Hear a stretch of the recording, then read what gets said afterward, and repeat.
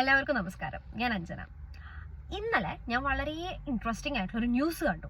അതാണ് ഇങ്ങനൊരു വീഡിയോ എടുക്കാനുള്ള കാരണം. സംഭവം എന്താണെന്ന് വെച്ച് കഴിഞ്ഞിട്ടുണ്ടെങ്കിൽ ഓസ്ട്രേലിയൻ ഗവൺമെന്റ് അവരുടെ പാർലമെന്റിൽ ഒരു പുതിയ ബില്ല് പാസ്സാക്കിയിട്ടുണ്ട്. സംഭവം എന്താണെന്ന് വെച്ചാൽ വളരെ സിമ്പിളാണ്. 14 വയസ്സിന് താഴെയുള്ള കുട്ടികൾക്ക് ഇനി തൊട്ട് സോഷ്യൽ മീഡിയ ഉപയോഗിക്കേണ്ട ആവശ്യമില്ല എന്നാണ് ഈ ബില്ലിന്റെ ഒരു ഉള്ളടക്കം. ഇനി ഇൻ കേസ് ഈ ഒരു 14 വയസ്സിനടിയിലുള്ള കുട്ടികൾ ഇനി ചാടിക്കറി വല്ല സോഷ്യൽ മീഡിയ അക്കൗണ്ട് ഓപ്പൺ ആക്കുകയാണെന്നുണ്ടെങ്കിൽ 5 കോടി വരെ പിഴ ഈടാക്കുന്നതായിരിക്കും. ഒന്ന് ആലോചിച്ച് നോക്കിയേ, ഈ ഓസ്ട്രേലിയൻ ഗവൺമെന്റിന് വരെ കാര്യങ്ങളൊക്കെ പിടികിട്ടി തുടങ്ങി.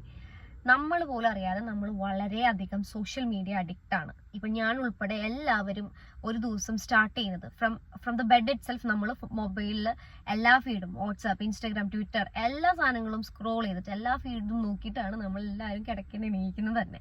നമ്മൾ പോലും അറിയാതെ നമ്മുടെ ഒരു ജീവിതത്തിന്റെ ഒരു ഭാഗം തന്നെയായി മാറിയെന്ന് നമുക്ക് വേണമെങ്കിൽ പറയാം. ഒരു ദിവസം നമ്മൾ ഒരാളുടെ അടുത്ത് സംസാരിക്കുന്നതിനേക്കാളും കൂടുതൽ നമ്മൾ ഈ ഒരു ഫോൺ അല്ലെങ്കിൽ നമ്മുടെ സോഷ്യൽ മീഡിയ നമ്മൾ യൂസ് ചെയ്യുന്നുണ്ട്. അപ്പൊ ഇതിൽ നിന്നൊരു ചേഞ്ച് ആയിക്കോട്ടെ എന്ന് വെച്ചിട്ടാണ് ഞാൻ ഇന്നത്തെ വീഡിയോന്റെ ഒരു പർപ്പസ് എന്ന് പറയുന്നത്. എല്ലാ ദിവസവും നമുക്കൊരു ചലഞ്ച് ചെയ്യാം.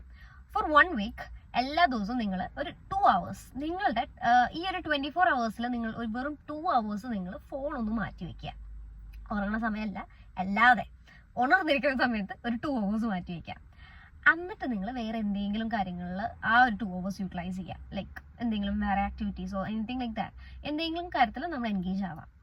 ഇങ്ങനെ എല്ലാ ദിവസവും നിങ്ങൾ ഈ ഫോൺ മാറ്റി വെക്കുന്ന ഈ ഒരു 2 hours നിങ്ങൾക്ക് വളരെ ബെനിഫിഷ്യൽ ആയിട്ട് വരും.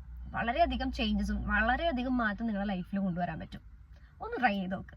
ട്രൈ ചെയ്ത് നോക്കിയിട്ട് റിസൾട്ട് ഉണ്ടെങ്കിലും ഇല്ലെങ്കിലും താഴെ കമന്റ് ചെയ്യുക. ഓക്കെ, അപ്പോൾ ഓക്കെ, ശുഭദിനം.